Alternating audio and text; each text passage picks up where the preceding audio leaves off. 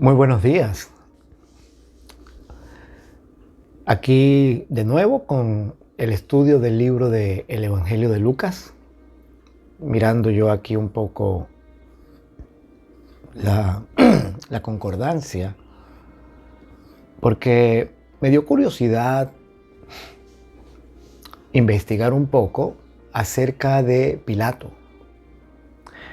Antes de que abramos el libro sagrado, vamos a orar. Hay algunas cosas que queremos conversar esta mañana, así que vamos a tener una palabra de oración para comenzar el estudio. Muchas gracias, Padre Celestial, por esta oportunidad de regresar al estudio de tu palabra, el Evangelio de Lucas. Muchas gracias porque en tu misericordia, Señor, tú nos has provisto de herramientas útiles para poder estudiar más el libro sagrado. Señor, ayúdanos a aprovechar cada momento que tengamos para ir a tu palabra, comerla, disfrutarla y también, Señor, contarla a otros. Poder nosotros manifestar estas grandes verdades de salvación a aquellos que lo necesitan, que nos rodean, vecinos, amigos, familiares. En esta hora, Señor, pedimos, como tú lo has prometido, el Espíritu Santo para poder ser iluminados, guiados, orientados, dirigidos en el estudio de cada versículo, de cada idea, que los pensamientos que tú has permitido que los hombres que escribieron la palabra pusieron allí puedan ser traídos a nuestra mente con la misma frescura y poder con que ellos los recibieron. Llénanos de tu Espíritu Santo, Señor, esta mañana. Bendice la audiencia, a cada persona que escucha, que sienta la motivación de ir a tu palabra, que pueda crecer en su mente el deseo anhelante de regresar al libro de los libros y de esa manera estar en contacto contigo cada día, cada momento. No solamente al leer y al estudiar, sino al pensar, al meditar, al recordar. Muchas gracias, Padre. Gracias por estar allí por nosotros. Gracias por ser nuestro Dios. Gracias por traernos a este momento. En el nombre de Jesús. Amén. Es un placer poderles tener allí. Es un placer poder dedicar estos momentos al estudio de la palabra de Dios.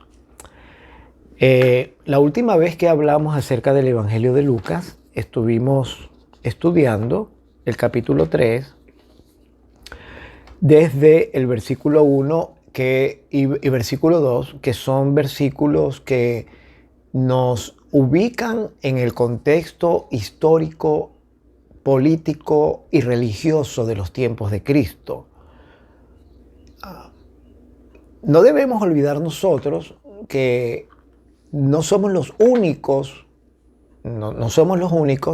que vivimos en tiempos políticos tormentosos. Ha habido tiempos políticos tormentosos desde que existen los gobernantes, desde que existen los reyes. David, Salomón, Saúl, los reyes de Israel, los reyes de Judá, la conquista de Jerusalén por Babilonia, Nabucodonosor, los asirios, los sirios, Egipto. Y pare usted de contar, la historia bíblica está llena de momentos políticos tormentosos. Asimismo, la historia bíblica está llena de situaciones del pueblo de Dios que hicieron que esos momentos políticos fuesen más intensos. Lo que quiero decir es que en la Biblia el factor político secular se mueve debido a la forma como el pueblo de Dios actúa. Dios llevó a Nabucodonosor a Jerusalén. Él fue el que guió a los babilonios para que cautivaran a los judíos y los llevaran a Babilonia. No fue que un asunto del azar, no fue que los babilonios andaban por allí y se les ocurrió conquistar Jerusalén. No, la Biblia dice que Dios llama a Nabucodonosor su siervo, así como también llamó a Ciro su ungido, porque después que Babilonia conquistó a Jerusalén y pasaron 70 años, como decía la profecía, entonces Dios escogió a Ciro para llevarlo a Babilonia y conquistar Babilonia. Y así Medo-Persia ocupó el lugar de Babilonia, aunque no destruyó Babilonia. Y después de eso vino el imperio helenístico, los griegos. Ellos también conquistaron a los medo-persas gracias a la acción de ese rey primero que menciona Daniel, Alejandro, y pudieron conquistar el imperio medo-persa. Y aunque la Biblia no lo menciona, en Daniel por lo menos, el imperio romano siguió al imperio helenístico, que ya era una mezcla de babilonios, medo-persas y griegos, porque esto es una cosa que vamos a hablar otro día, pero si nosotros recordamos la profecía de Daniel 2, cuando la piedra golpea la imagen en los pies, la imagen está completa. No se cayó la cabeza cuando cayó Babilonia, ni se desbarataron los brazos y el pecho cuando cayeron los medo-persas, ni tampoco se cayó el vientre cuando cayó Grecia. Toda la imagen estaba intacta, queriendo decir que aunque las naciones cayeron, se preservaron sus culturas, sus ideologías, sus religiones. Así que ahora vamos aquí al capítulo 3, en el momento político de los tiempos de Juan, a quien Dios llamó, dice la Biblia en el versículo 2, versículo 3, versículo 2, parte final de Lucas, de capítulo 3, dice, vino palabra de Dios a Juan, hijo de Zacarías, en el desierto. Y él fue por toda la región contigua al Jordán, predicando el bautismo del arrepentimiento para perdón de pecados. Así que estamos viviendo el momento cuando Dios llamó a Juan para que comenzara a predicar, y en ese momento se menciona que Poncio Pilato era gobernador de Judea. Pilato aparece, según la concordancia, 54 veces en el registro del Nuevo Testamento. No aparece su nombre en el Antiguo Testamento, porque es un personaje de los tiempos de Jesús, de los tiempos de Juan. En el libro de Mateo, Pilato aparece al final del Evangelio, ya desde el capítulo 27. Antes no se lo menciona. Lucas lo menciona desde el principio para crear el contexto histórico. Recordemos, Lucas es un investigador, un historicista, podríamos llamar así. Y dice la Biblia en Mateo capítulo 27, que Pilato tuvo una conversación con Jesús. Y en la conversación que Pilato tuvo con Jesús, uno puede darse cuenta de la debilidad de su carácter. Así que este Pilato que Lucas está mencionando acá, que era gobernador de Judea, este Pilato es un hombre débil de carácter, porque aunque él, según la Biblia, dice, no encontró en Jesús nada malo, ninguna causa para llevarlo a la muerte, y le dijo a Jesús, ¿no oyes tú cuántas cosas testifican contra ti, desesperado por salvarlo? Pilato no tuvo la valentía, el coraje para dejar a Jesús en libertad. Ustedes me van a decir, bueno, pero es que Jesús tenía que ser crucificado. Sí, esto es un asunto bien interesante. Jesús tenía que ser crucificado, pero no tenía que ser Pilato quien lo llevara a la cruz, quien lo mandara a crucificar, quien lo entregara a la turba. Judas no tenía que ser quien traicionó a Jesús. Alguien lo iba a traicionar, pero no tenía que ser Judas. Él escogió traicionarlo. Jesús tenía que morir, pero no tenía que morir en una cruz. Ellos decidieron, ellos decidieron crucificar a Jesús. Entonces, volviendo aquí al contexto histórico, la última vez estuvimos hablando acerca de esto, de la fecha, y estuvimos pensando en ese versículo de Hechos, capítulo 1, donde Jesús le dijo a las personas que estaban reunidas allí, entre sus discípulos y un montón más de gente, porque la Biblia dice que eran como 120 los que estaban en el aposento alto. Jesús les dijo: no os toca a vosotros saber los tiempos o las sazones que el Padre puso en su sola potestad. Así que entonces Juan se levanta a predicar. La Biblia dice en Lucas 3 que Juan estaba en el desierto. La Biblia no dice, hermanos, dónde vivía Juan. No dice. Pero cuando Dios le hizo su llamado para predicar, ya estaría un hombre hecho y derecho, ya seguramente estaría cerca de los 30 años. En el libro de Marcos, se menciona a Juan desde el versículo 2. Porque el libro de Marcos comienza diciendo: principio del Evangelio de Jesucristo, Hijo de Dios, como está escrito en Isaías el profeta: he aquí yo envío mi mensajero delante de tu faz, el cual preparará tu camino delante de ti. Voz del que clama en el desierto: preparad el camino del Señor, enderezad sus sendas. Ayer alguien me preguntó por YouTube acerca del clamor que se da en la parábola de las 10 vírgenes. ¿Quién dice: he aquí viene el esposo, salid a recibirle? Porque las 10 vírgenes estaban dormidas cuando se escuchó el clamor.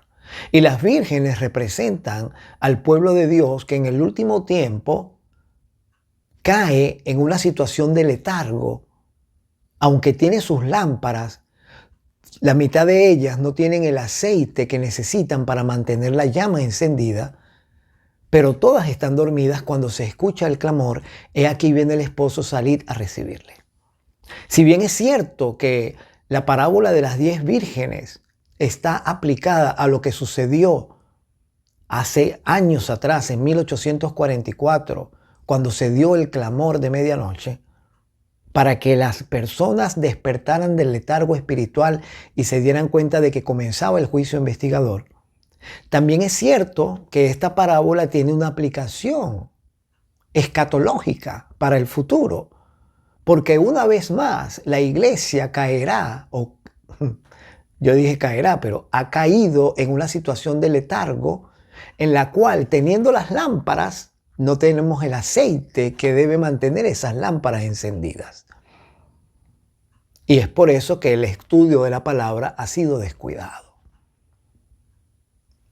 Como sucedió antes, volverá a suceder.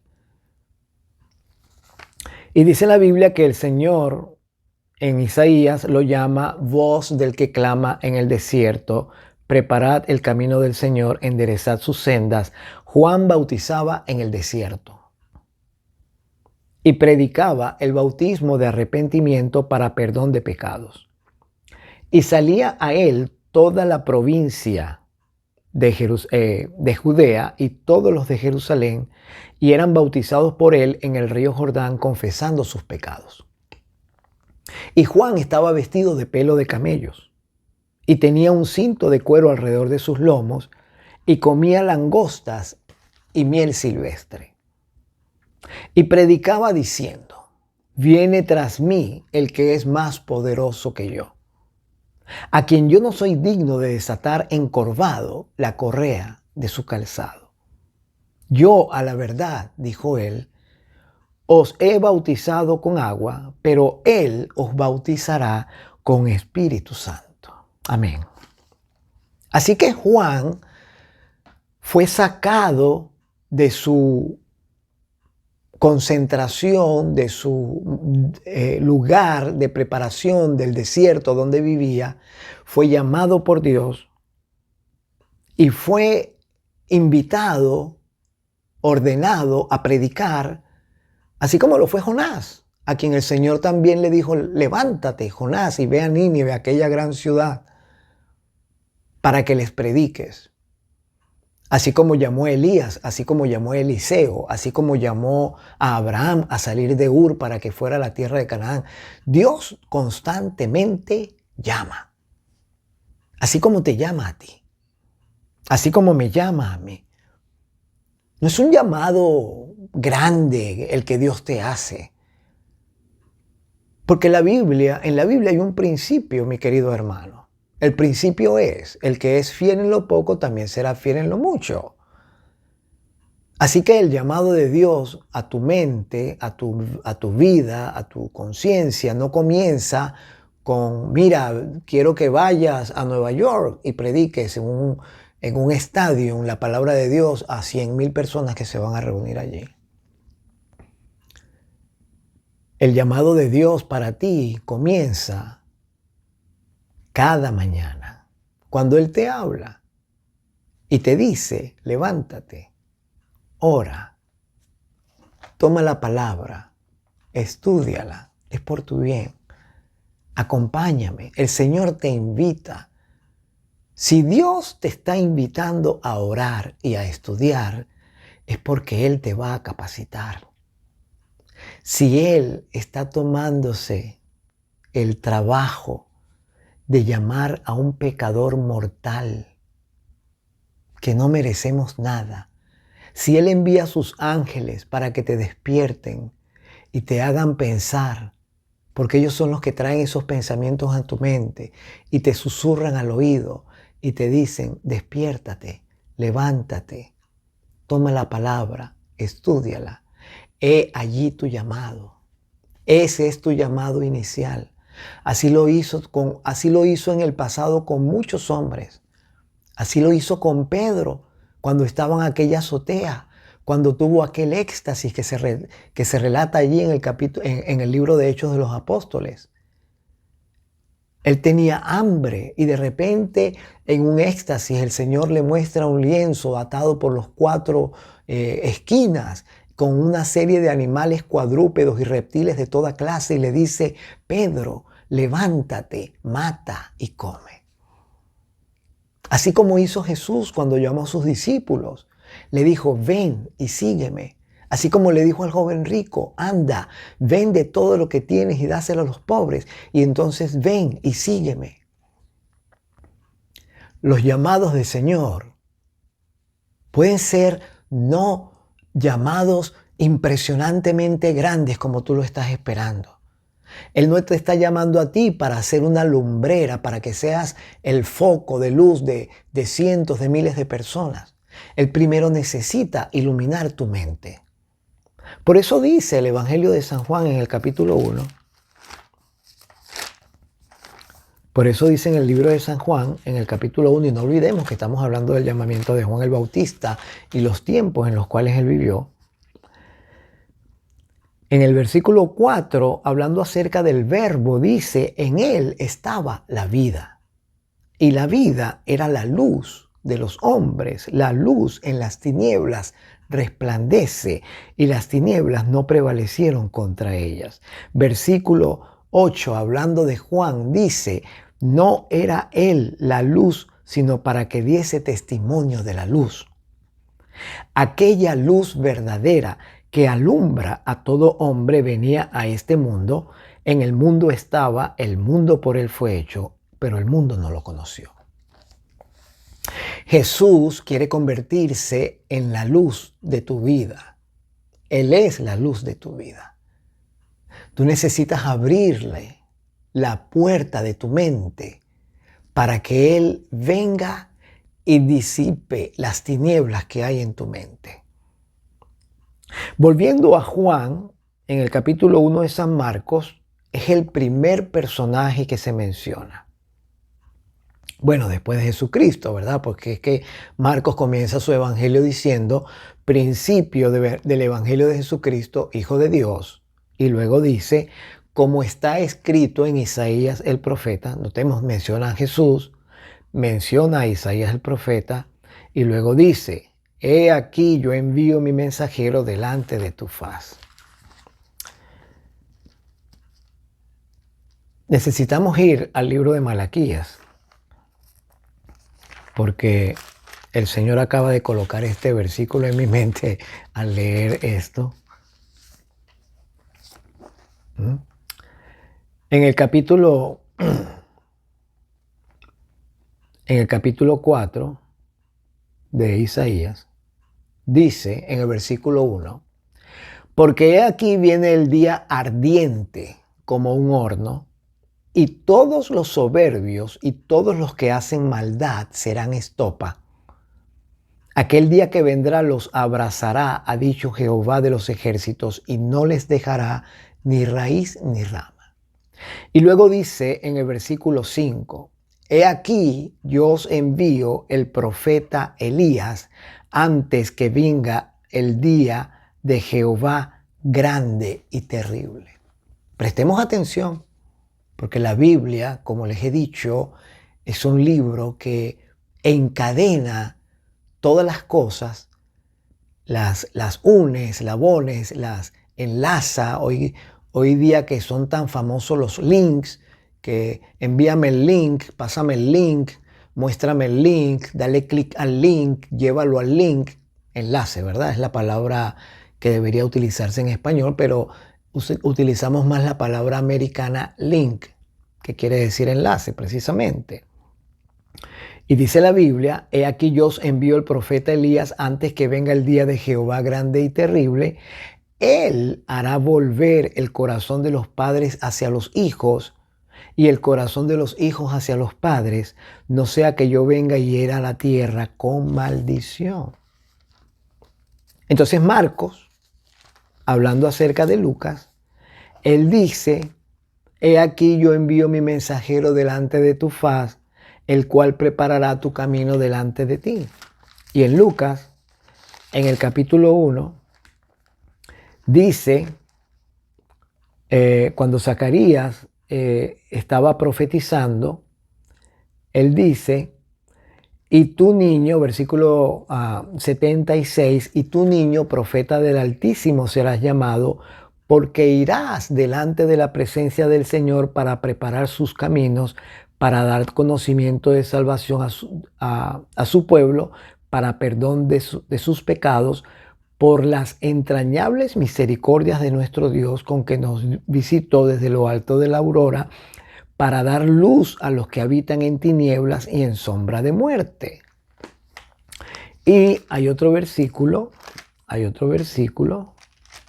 donde dice, versículo 14, cuando el ángel le habló a Zacarías, le dijo, tendrás gozo y alegría y muchos se regocijarán de su nacimiento, porque será grande delante de Dios, no beberá vino ni sidra, y será lleno del Espíritu Santo aún desde el vientre de su madre, y hará que muchos de los hijos de Israel se conviertan al Señor Dios de ellos, e irá delante de él con el espíritu y el poder de Elías, para hacer volver los corazones de los padres a los hijos y de los rebeldes a la prudencia de los justos, para preparar al Señor un pueblo bien dispuesto. ¡Qué maravilla! Así que lo que Lucas dice acerca de Juan, que Juan fue llamado por Dios cuando estaba en el desierto, así como Elías fue llamado cuando estaba en el desierto, así como Israel fue llamado cuando estaba en el desierto, así como Moisés fue llamado cuando estaba en el desierto, así como Jesús recibió su llamado estando en el desierto. Todos pasaron por el desierto. Y dice la Biblia, vino palabra de Dios a Juan en el desierto. Y regresando al libro de Marcos, porque estábamos allí, en el capítulo 1, ahora entendemos que Juan Bautista hizo la obra de Elías. A Juan se lo llama Elías. Y para poderles colocar esto en el contexto correcto, voy a buscar aquí un texto que les quiero relatar, porque esto no son simplemente cosas casuales, ¿no? Por ejemplo, dice la Biblia, cuando a Juan Bautista lo entrevistaron en el capítulo 1 del libro de Juan, ¿no? En el capítulo 1 del Evangelio de Juan también se habla de Juan el Bautista. Y está la entrevista con él. Y dice, este es el testimonio de Juan cuando los judíos enviaron de Jerusalén sacerdotes y levitas para que le preguntasen, ¿tú quién eres? Confesó y no negó, sino confesó, yo no soy el Cristo. Él sabía por qué lo estaban buscando. Y le preguntaron, ¿qué pues? ¿Eres tú Elías? O sea que la gente de su tiempo, los principales sacerdotes, los dirigentes religiosos, sabían muy bien la profecía de Isaías, conocían la profecía de Malaquías y sabía que vendría un reformador a quien se le iba a llamar Elías. Es más, hasta llegaron a pensar que Elías había resucitado y que Juan era Elías el resucitado porque Juan se vestía de la misma forma como se vestía Elías el profeta, con un vestido de camello y con un cinturón de cuero alrededor de sus lomos. Era la forma como se vestía Elías. Y le preguntaron, ¿qué pues? Versículo 21 del capítulo 1 de Juan. ¿Eres tú Elías? Dijo, no soy. ¿Eres tú el profeta? Y dijo, no. Y le dijeron, pues, ¿quién eres? Para que demos respuesta a los que nos enviaron. ¿Qué dices de ti mismo? Qué pregunta tan interesante. ¿Qué dices de ti mismo? ¿Quién eres tú? ¿Por qué estás predicando? ¿Por qué estás llamando a las personas al arrepentimiento de los pecados? ¿Por qué bautizas? ¿Quién eres?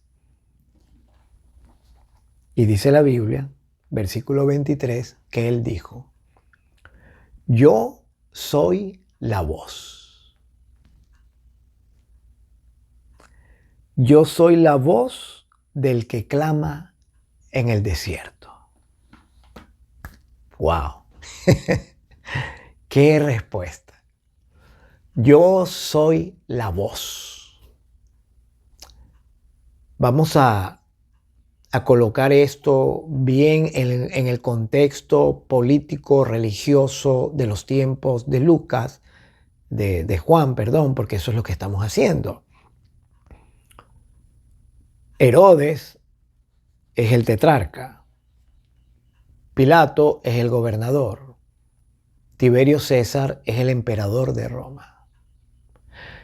¿Le importó eso a Juan? Para nada. El trabajo de Juan no era un trabajo de política. Juan fue llamado por Dios para hacer una labor.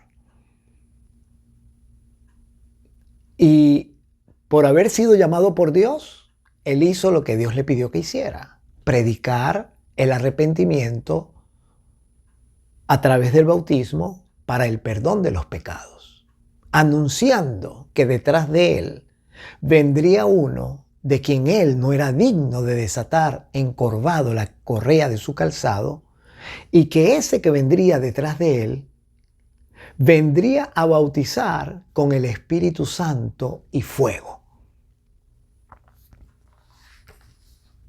Cuando volvemos a Malaquías, ¿de qué nos damos cuenta?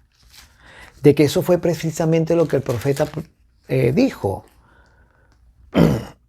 He aquí yo os envío el profeta Elías antes que venga el día grande de Jehová, el día terrible. Él hará volver el corazón de los padres hacia los hijos y el corazón de los hijos hacia los padres, no sea que yo venga y hiera la tierra con maldición. Así que Juan fue enviado para ser la voz del que clama en el desierto. No olvidemos, mis apreciados, que cuando Juan predicaba el bautismo del arrepentimiento de pecados a través del bautismo, él estaba predicando este mensaje a los judíos. Eran los de Judea, los de Jerusalén, y por supuesto que había gente de otras regiones, ¿verdad? También había allí gentiles. Pero su foco central era predicar el bautismo del arrepentimiento a aquellos que esperaban el Mesías. Porque dice el libro de Malaquías que él estaba haciendo esto para preparar un pueblo, y dijo Zacarías en sus profecías acerca de su hijo que él vendría para preparar al Señor un pueblo bien dispuesto.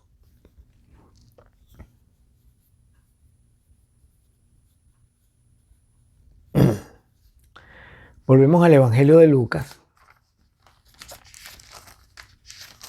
Y al volver al Evangelio de Lucas, en el capítulo 3, porque ese es el Evangelio que estamos estudiando, ¿verdad? Dice, vino palabra de Dios a Juan, versículo 2, hijo de Zacarías, en el desierto, y él fue por toda la región contigua al Jordán, predicando el bautismo del arrepentimiento para perdón de pecados, como está escrito en el libro de las palabras del profeta Isaías, que dice, voz del que clama en el desierto, preparad el camino del Señor, enderezad sus sendas.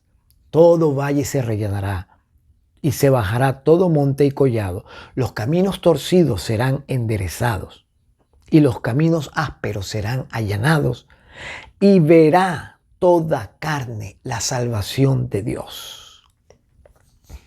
Así que Juan lo que estaba haciendo era cumplir con el mandato de la Biblia que el profeta Isaías había predicho siglos antes de que él llegara a la existencia. Cuando nosotros miramos esto, necesitamos concluir, sin dudar, que Juan conocía muy bien las Escrituras. Conocía los rollos del profeta Isaías. Y él sabía que el Señor lo había llamado para ese momento. Sus padres le contaron a Juan la historia de su nacimiento. Y seguramente María también. Bueno, eso está en veremos, ¿verdad? Si María y Elizabeth se volvieron a encontrar alguna vez. La Biblia no registra nada de eso. El hecho es que Juan fue informado acerca de su nacimiento milagroso por todos aquellos que estaban vivos cuando su madre salió embarazada. No olvidemos que la Biblia dice que todos los que escucharon la historia de Zacarías y vieron la situación en la cual su mujer salió embarazada estaban maravillados. Y esa historia se regó por toda Judea. Se regó en el sacerdocio. Esa historia se regó como pólvora entre los fariseos. Ahora viene Juan, a quien el Señor ha llamado, y se aparta y se va al desierto, y estando en el desierto, allí lo llama el Señor. Juan se fue al desierto voluntariamente. Moisés se fue al desierto obligado, huyendo, porque se había convertido en un asesino. Qué diferencia, ¿no? Uno huye al desierto y Dios tenía una misión para Moisés. Él quiso tomar las cosas en sus manos y quiso arreglar la voluntad de Dios a su manera. Y por eso mató al egipcio, para vengar la sangre de un hermano suyo. Y la Biblia dice, que después de haber matado al egipcio, cuando el faraón se enteró y empezó a buscarlo, él se fue, él huyó. Allá se fue y se casó con la hija de un sacerdote, no hebreo. Y Dios tenía una misión para Moisés. Y 40 años después de haber salido de Egipto, después que murió el faraón, etcétera, etcétera, 40 años después, Dios llama a Moisés. Ya estaba casado, ya tenía hijos, pero lo llamó. Ya un hombre de 80 años. Llamó a Juan, quien se fue voluntariamente al desierto para que hiciera su labor. Juan nunca se casó, o por lo menos la Biblia no tiene registro de eso. Y dice la palabra que la obra de Juan era predicar el bautismo del arrepentimiento para perdón de pecados. Y entonces dice en el versículo 6, y verá toda carne la salvación de Jehová. Es bien interesante esto, porque en Apocalipsis 1 dice algo muy semejante. En Apocalipsis 1:7 dice, he aquí que viene con las nubes y todo ojo le verá.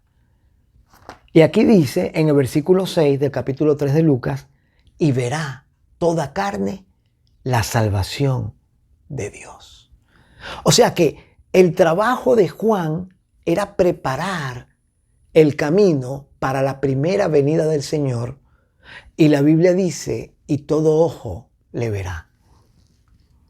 El trabajo del pueblo remanente es preparar al pueblo de Dios para el encuentro con Jesús, y la Biblia dice, y todo ojo le verá. Verá toda carne la salvación de Dios. ¿En qué consistía la salvación de Dios en los tiempos de Juan? Recordemos que estamos hablando de Juan y les había mencionado que les iba a decir un texto, está en Marcos, en el capítulo 9, para que escuchemos las palabras de Jesús acerca de Juan. Marcos en el capítulo 9 dice en el versículo 13, desde el versículo 12, hay que leer el versículo 11. Le preguntaron diciendo, ¿por qué dicen los escribas que es necesario que Elías venga primero?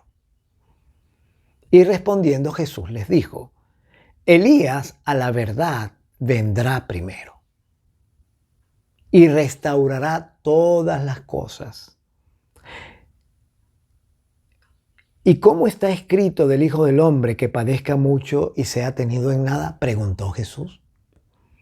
Pero os digo que Elías ya vino y le hicieron todo lo que quisieron, como está escrito de él. Así que Jesús, hablando acerca de Juan, lo llamó Elías. Juan mismo no quiso decir cuál era su nombre. El nombre Juan le fue puesto por un ángel. Y Zacarías, cuando confesó que su nombre era Juan, su boca se abrió y su lengua se desató. Pero cuando a Juan le preguntan, ¿cómo te llamas? ¿Quién eres? Para que demos cuenta a aquellos que nos han enviado, él dijo, ¿quién soy yo? Yo soy la voz de uno que clama en el desierto. Quiere decir que él estaba hablando de aquel que le hablaba a él en el desierto, pero a la vez estaba hablando de aquel que clama en el desierto de tu corazón. Uno que clama en el desierto es Jesús. Yo soy la voz de uno que clama en el desierto. Preparad el camino del Señor, como dijo el profeta Isaías. Así que, hermanos, es muy interesante notar la forma como Juan se introduce en el mundo. En primer lugar, el contexto político. Tiberio César es el emperador romano. Herodes es el tetrarca de Galilea, y valga decir que este Herodes es el Herodes que le quita la cabeza a Juan, y ya después vamos a ver por qué razón le cortó la cabeza, y es Poncio Pilato el gobernador de Judea. Por supuesto que Poncio Pilato se enteró, por supuesto que sí, de las predicaciones de Juan. La voz de lo que hacía Juan, el relato, el comentario de lo que hacía Juan en el desierto, allá cerca del Jordán, eso se regó en toda Jerusalén. Porque la Biblia dice que salía a él, dice el versículo 7 de Lucas 3, y decía a las multitudes que salían para ser bautizadas por él: oh generación de víboras, ¿quién os enseñó a huir de la ira venidera? Y notemos nosotros cómo de una manera escatológica, apuntando hacia el fin del mundo, Juan está previendo proféticamente lo que dice Apocalipsis capítulo 6 en los versículos 16 y 17, y decían a los montes y a las peñas: caed sobre nosotros y escondednos del rostro de aquel que está sentado sobre el trono y de la ira del Cordero, porque el gran día de su ira ha llegado, y ¿quién podrá sostenerse en pie? Para completar ese texto, podemos ir al libro de Mateo y leer lo que Juan le dijo a ellos. Dice la Biblia, notemos que Lucas dice que cuando las multitudes venían a él los llamó generación de víboras. ¡Wow! Eso es un término muy fuerte para aplicárselo al pueblo de Dios. Si estuviese hablando de los gentiles, uno diría, bueno, se entiende. Pero decirle al pueblo de Dios generación de víboras, en nuestros días lo hubiesen desterrado de la iglesia por decir eso. Y dice la Biblia en el capítulo 3 de Mateo, versículo 5, y salía a él Jerusalén y toda Judea y toda la provincia de alrededor del Jordán. O sea que tenía público Juan. Un hombre vestido con pelo de camello, sencillo, predicando el bautismo del arrepentimiento de pecados, sin previas propagandas, sin previa publicidad, sin previos comentarios, sin previas citas. Simplemente se levantó a predicar y la gente comenzó a amontonarse. No había celulares para mandar mensajes de texto, no había teléfonos para comunicarse. La gente simplemente empezó a aglomerarse, a unirse en torno a la predicación de Juan porque el Espíritu Santo los movió. Gloria a Dios. Y dice la Biblia, y salía él Jerusalén, toda Judea, toda la provincia de alrededor del Jordán, y eran bautizados por él en el Jordán, confesando sus pecados. Al ver él, estoy aquí mirando la hora, al ver él que muchos de los fariseos y de los saduceos venían a su bautismo, les decía también: generación de víboras, ¿quién os enseñó a huir de la ira venidera? ¡Wow! Notemos qué paralelismo tan impresionante. Volvemos otra vez a Apocalipsis capítulo 6, donde dice: porque el gran día de su ira ha venido, y ¿quién podrá sostenerse en pie? ¿Quién os ha enseñado a huir de la ira venidera? Bueno, lógicamente, Juan no le está diciendo a los fariseos y a los saduceos de su época que quién los enseñó a huir de la ira venidera, a la cual se refiere Juan, el profeta de Apocalipsis, porque son dos momentos de tiempo completamente diferentes. Uno está hablando del tiempo escatológico y el otro está hablando del tiempo cristológico. En ambos momentos hay un momento de la ira venidera. En ambos momentos hay una generación de víboras. En ambos momentos hay un llamado, hay una voz que clama al arrepentimiento.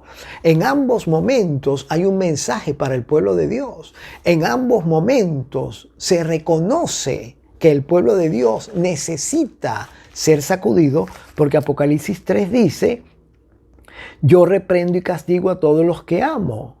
Porque el Señor le dice: eres tibio, no eres frío ni caliente, estoy a punto de vomitarte de mi boca. Por lo tanto, te digo, compra oro refinado en fuego para que seas rico, y vístete de vestiduras blancas para cubrir la vergüenza de tu desnudez, y aplica colirio en tus ojos para que veas. Y luego le dice: yo reprendo y castigo a todos los que amo, sé pues celoso, arrepiéntete. Yo estoy a la puerta y llamo. Te estoy llamando. Y el Señor no dice estoy tocando, Él dice te estoy llamando. Si alguien escucha mi voz y abre la puerta, entraré y cenaré con él y él conmigo. Juan está dando el mismo mensaje en los tiempos de Cristo que después dio Juan en los tiempos proféticos apocalípticos. Así que la misión de Juan en los tiempos de Jesús, de Juan Bautista, fue preparar un pueblo para que recibiera al Señor y su salvación. Y les dijo: ¿quién os enseñó a huir de la ira venidera? Pero él no termina su mensaje allí. Escuchemos. Haced pues frutos dignos de arrepentimiento. Frutos dignos de arrepentimiento. Quiere decir que los frutos que estaban dando los fariseos y los saduceos no eran dignos de arrepentimiento. Eran frutos de obras humanas, no de una obra divina. En otras palabras, los fariseos, los saduceos, los escribas estaban tratando de buscar la salvación por obras. Y eran los dirigentes del pueblo de Dios. Y Juan los llamó generación de víboras. ¿Qué queda de nosotros, hermano? Si eres un líder de la iglesia, si eres un pastor, si eres una persona destacada en el mundo religioso, ¿has evaluado tu vida para no llegar a ser parte de la generación de víboras? ¿Son tus frutos el fruto de un arrepentimiento sincero? ¿O son tus frutos hechos por las obras de tus manos de las cuales te enorgulleces? Hay que meditar en esto. Y luego dice la Biblia: no penséis decir dentro de vosotros: a Abraham tenemos por padre. Porque yo os digo que Dios puede levantar hijos a Abraham aún de estas piedras.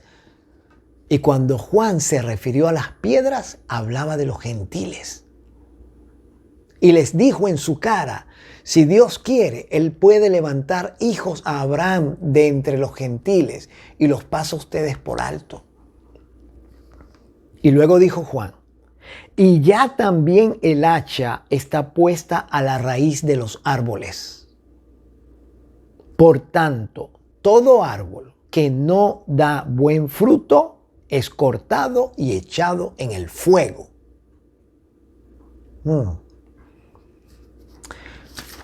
Tenemos que regresar otra vez a Malaquías y mirar otra vez lo que dijo Malaquías. He aquí viene el día ardiente como un horno, y todos los soberbios y todos los que hacen maldad serán estopa. Aquel día que vendrá los abrazará, ha dicho Jehová de los ejércitos, no les dejará raíz ni rama. ¿A qué se refiere la Biblia cuando dice raíz ni rama? Pues se está refiriendo a un árbol. Y por eso dice acá: todo árbol que no da buen fruto será cortado y echado en el fuego. Y acabo de recordar la experiencia de Jesús cuando fue a aquella higuera y la encontró sin frutos, pero frondosa, y le dijo: nunca más nadie coma de ti fruto. Y la higuera se secó. Y entonces dice Juan en el versículo 11: Yo a la verdad os bautizo en agua para arrepentimiento, pero el que viene tras mí, cuyo calzado yo no soy digno de llevar, es más poderoso que yo. Él os bautizará en Espíritu Santo y fuego. Su aventador está en su mano y limpiará su era y recogerá su trigo en el granero y quemará la paja en fuego que nunca se apagará. La próxima vez que nos encontremos vamos a continuar hablando acerca de la obra de Juan, el que bautizaba, a quien se lo llama Juan el Bautista. Seguiremos hablando de su misión, de su ministerio, de cómo su ministerio en un tiempo cristocéntrico, cristológico, encaja perfectamente dentro de la escatología bíblica. ¿Cómo es que los eventos que sucedieron en los tiempos de Jesús y que envolvieron a Juan, a Jesús, a Herodes, a Pilato, a los discípulos y a toda la gente que vivió en ese tiempo, cómo es que esos eventos encajan perfectamente en el tiempo del fin y se repetirán de una manera impresionante en nuestros días? Así que les invito para que continuemos estudiando el Evangelio de Lucas. Que Dios nos pueda bendecir y que podamos tener una jornada excelente en este día. Que podamos meditar acerca de estas cosas y que el Señor oriente nuestros pasos por caminos de paz. Como dice el Salmo 1, bienaventurado el varón que no anduvo en consejo de malos, ni estuvo en camino de pecadores, ni en silla de escarnecedores se ha sentado, antes en la ley de Jehová está su delicia. En su ley medita de día y de noche, y será como árbol plantado junto a corrientes de aguas que da su fruto a su tiempo y su hoja no cae, y todo lo que hace prosperará. No así los malos, que son como el tamo que arrebata el viento. Por tanto, dice la Biblia, no se levantarán los malos en el juicio, ni los pecadores en la congregación de los justos, porque Jehová conoce el camino de los justos, mas la senda de los malos perecerá. Que el Señor nos bendiga. Padre, bendito seas para siempre. Muchas gracias, Señor, por tu amor, tu bondad y tu misericordia. Te alabamos, oh Dios de los cielos, por tu palabra, porque tu palabra es hermosa y es todo lo que nuestra alma necesita. Gloria a ti para siempre, oh Señor Dios, en el nombre de Jesucristo. Amén. Seamos bendecidos. Volvamos a la palabra. Dale clic en YouTube para que te suscribas. Dale un like o un no me gusta, como quieras. Comenta, pregunta. Estoy a tu orden para contestar tus preguntas, para ayudarte. Y también recibo tus ideas con mucho gusto. Recibo tus críticas con mucho gusto. Estamos para servirte. Dios te bendiga. Dios nos bendiga. Que tengamos un día excelente. Amén.